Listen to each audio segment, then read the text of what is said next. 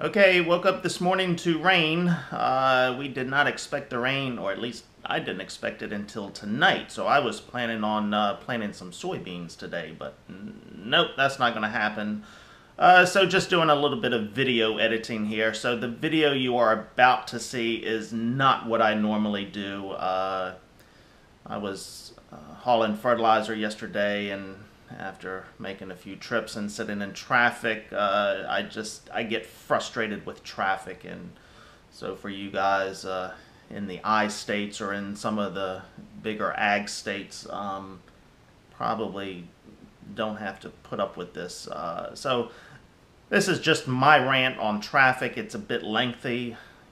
You can watch it or you don't have to. I really don't care what you do with it, but just my rant. And also it'll be some video footage I can look at 20 years from now, once our county continues to grow, to go back and reminisce about, oh yeah, I wish it was still the way it was 20 years ago. So hey, I don't care what you do with it, but as I said, it's not what I normally do or put together, and a bit lengthy, so just be prepared. Okay, enjoy.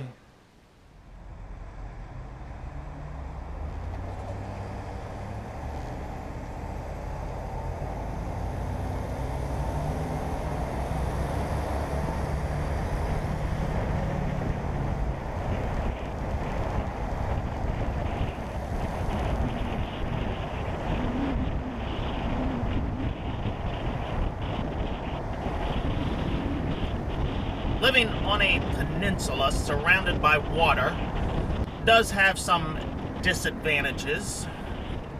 One of them being there is one way in and one way out.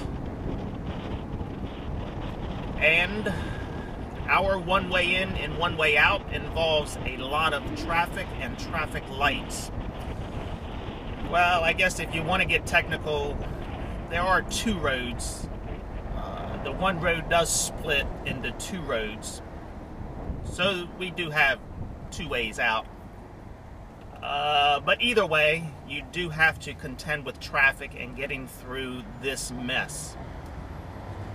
Here in the Lexington Park, California area, we are fortunate enough to have Patuxent River Naval Air Station that does employ about 25,000 people. So the jobs are plentiful, but with that brings lots of growth, development, and traffic. We have about a 4 to 5 mile stretch here that if you get to this place in the road at the wrong time, it is going to take you a good while to get through. So right now I am headed south on Route 235. So in the morning, I think between 7 and 8 o'clock is the worst times. This is bumper to bumper traffic. Since I live south of here, I don't deal with the southbound traffic in the morning. What I do deal with sometimes is the northbound traffic in the evening. Last week I had a meeting in Annapolis for the Maryland Grain Producers Association. 6 o'clock meeting. I left my house at 4 o'clock, and I knew when I left it was the wrong time. And I hit this traffic, rush hour traffic for the Navy base. It took me 30 minutes to go 6 miles. The trip to Annapolis for me on an average day is an hour and 35, an hour and 40 minutes. That day it took me 2 hours and 10 minutes to get to the meeting. I was a bit late. Now on the way home at 10 o'clock in the evening, I got home in an hour and 25 minutes. So you can see what the traffic does to us here. So yes, this area, this stretch of road, 6 miles, 30 minutes at 4 o'clock in the evening. It's horrendous. So I am pulling a load of fertilizer down to the field to spread on some bean land. I've got a pallet of soybeans in the back. First, we've got to get through this traffic. It is 20 minutes to 10 in the morning, and you kind of get a sense of what we have here. I guess with the development and the growth comes lots of choices in restaurants and places to eat. If you're into chain restaurants, which we are not, we try to avoid a chain restaurant like the plague, and we try to support local restaurants whenever possible. But you have your choice of chain restaurants, whether it's Olive Garden, Outback, Longhorn, Texas Roadhouse, Applebee's, Golden Corral. Hey, that buffet, that chocolate buffet at Golden Corral. This Golden Corral has been open 2 years for us now. I have not been in there yet. I really have no desire to go in there. Ruby Tuesdays, plus all of the fast food restaurants. Plus we've got the AutoZones and the, oh, what's that other auto parts place? My mind has gone blank at the moment. So yes, it has hurt our local guys, our local businesses, the locally owned businesses. The Wawas, the Sheets, they rolled in about 10 years ago. It has put 90% of the mom and pop gas stations out of business. Oh yeah, Mission Barbecue. But as I said, we do try to avoid chains at all costs and support our local businesses.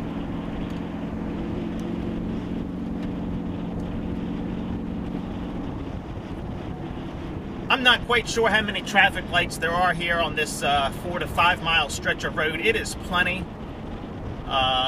Going south, they are timed pretty well.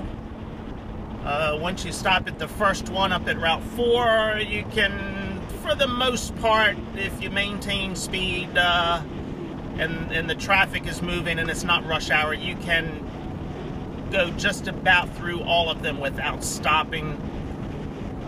Going north is a little different story, not quite timed as well. You will have to stop a couple of times. Oh yeah, we've got all of the car dealerships as well, the Hyundais, Toyotas, Ford. The only one of the few we don't have along this stretch of road is Chevrolet dealership. That is over on the other road in Leonardtown.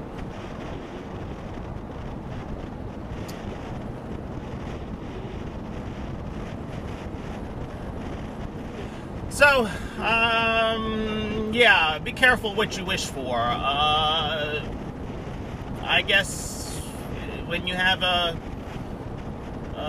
Navy, Army installation in your area, the jobs are going to be good, but with it comes the growth. And yes, after I say that about the traffic lights, I've got to stop for this one. This is one of those that it's at an industrial park here, and it's not as predictable as all the others. There's no cars to come out here either place, but this traffic light has turned red for some reason. So, as I was saying, with the growth you do have the jobs, or with the jobs you have the growth, however you want to put it, but it does drive land prices up. Farmland will go to development. Fortunately for us, at the very southern end of the county on the peninsula, our land is such that it does not support septic systems, so it is hard to get a perk test to build a house on, and we do not have public water and sewer. So that has kept the growth to a minimum in our immediate area. But north of this area, north of Lexington Park, California, where the land is better and does support septic systems, farmland has been gobbled up to development. So, right now, agriculture is still viable in this county. We do have a lot of vegetable farms, small scale produce growing. I guess what is happening are these guys on the base making $100,000+ per year want a place to spend their money.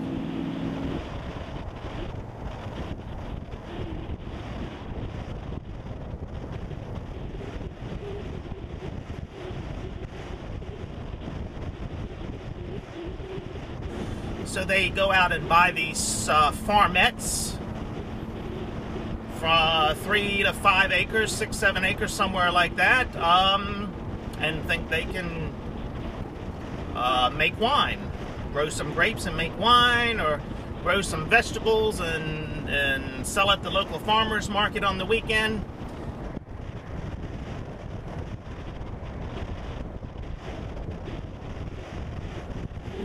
They're just doing this to have a little bit of fun and know what hard work is all about.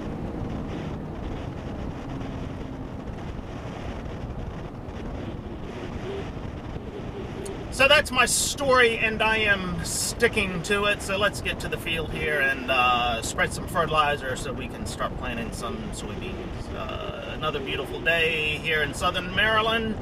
Though the temperatures are still quite cool. Okay, this light is turning yellow, but I've got to go through it. I'm not stopping. I've got a 4-ton of fertilizer and what have I got? Over a ton of soybeans on the back. So yeah, it's been a bit cool the last couple of mornings, in the 40s, high of 65 today, I believe.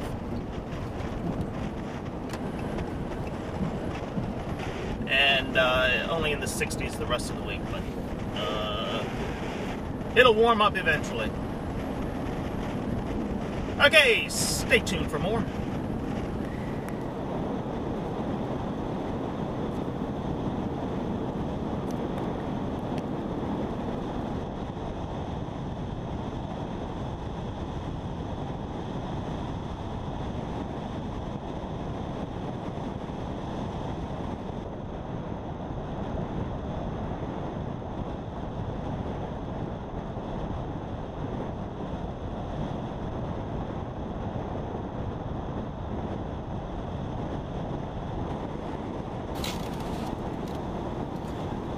Okay, this is Route 235 going north now, and it is about 1:45, so we're past the lunch hour rush. Although there's still going to be quite a bit of traffic. We just passed Gate 2 for Patuxent River Naval Air Station. We're coming up on Gate 1, the main gate, up here at the next light. And in the evening at 4 o'clock, this is where the traffic and the backups start, is at this light. And then it's the next 4 miles going north at its bumper-to-bumper slow traffic. That's going to take you 30 minutes plus to get through.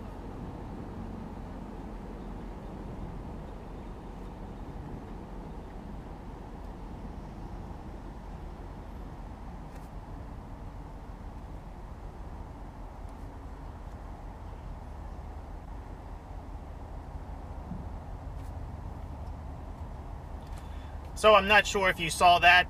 There is a problem with red light runners here. They're all in a hurry to get back to their job to do nothing. It's not unusual for the light to turn green and you have to wait for cars to continue going through the light.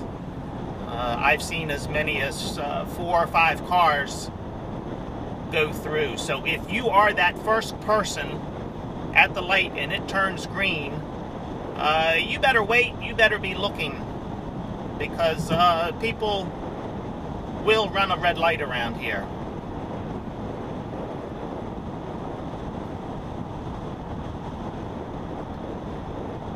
The community has been asking why this area is not patrolled more by our local sheriff's department. He has basically said it is too dangerous out here for his deputies to be out here writing tickets. The speed limit is 45 on this stretch of road. I'm doing 50 now, and you can see cars going by me. The speed is not the problem. It is all the other dumbass moves that people make. The turn lane over here on the right, there is a turn lane that goes all the way through here. But people use that as a passing lane, and there have been many times when I am driving my dump truck hauling grain that people will use that lane to go around me. But I've also seen it in cars. If you're just driving a car and you're doing the speed limit, people will use the turn lane to go around you. So it's dick moves like that that cause the problems and the accidents. And of course the red light running. Now our sheriff has been advocating for red light cameras. I don't think that's going to solve the issue. All that is going to do is fatten his budget. We know that red light cameras are all about the money, not about the safety aspect of it. So I am against red light cameras, red light camera enforcement, because it is not about safety. It is about the money. You will see as these red light cameras go in, they will shorten the yellow light timing in order to get more revenue. Once people learn the red light cameras are there and the revenue falls off, the red light cameras go away. So if it was about safety, the red light cameras would stay, but that is not the case. I've seen it happen too many times. I think studies have shown that if you just increase the yellow light by a half a second or a second, that does more for safety than anything else. But it's not the red light running that is causing the accidents. It's the inattention, the texting while driving, the weaving in and out of traffic, the passing on the right-hand side. People will go through parking lots, back through subdivisions to avoid the traffic and get around it. There's other things here causing the accidents. What drives me crazy in this county is if you are in your car driving and you break your fingernail and you call 911, they will shut the entire road down for hours to assess the situation, do an investigation. You'll probably even take a helicopter ride all over a broken fingernail. Now, of course, I am exaggerating some, but they will shut the road down for any small accident. And you can see there are 4 lanes going through here. You would think they would be able to direct traffic and keep 1 or 2 lanes open for accidents and keep traffic moving. But no, they do not. Shut the road down completely.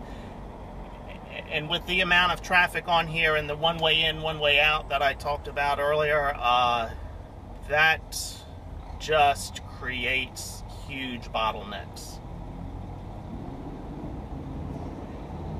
And I think it is all a trickle-down effect, that people get impatient.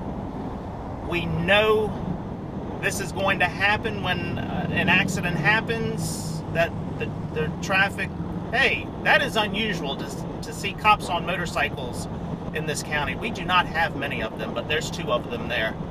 But that is causes the impatience among our drivers, because they know if there is an accident, the road will get shut down for hours. So I think that's what causes people to drive faster and be more impatient and do things they wouldn't normally do. It's just a vicious circle. Okay, so on a normal day with no traffic, so this is the light. If you turn right there, it's going to put you on Route 4. You'll go across the Solomon's Bridge and head up towards DC. So this 4-mile stretch on a normal day, about 10 minutes, I think, is what it has taken me today, or a little bit less. But as I said, at 4 o'clock rush hour, for 2 hours approximately, it's going to take you 30 minutes plus to drive that stretch, because of all of the people on base. As I said, 24,000 people employed. They've got to go somewhere to get home. Most of them live north of the base, which is fine with me. I don't want them living south of the base where I am. Just creates more traffic and headaches for me.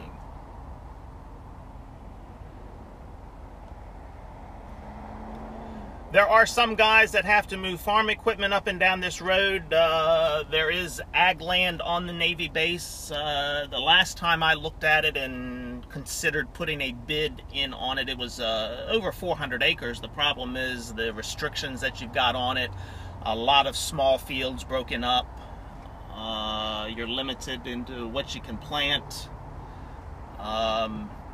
because of the airfields, the airstrips. There's other farmland off of some of these other roads here.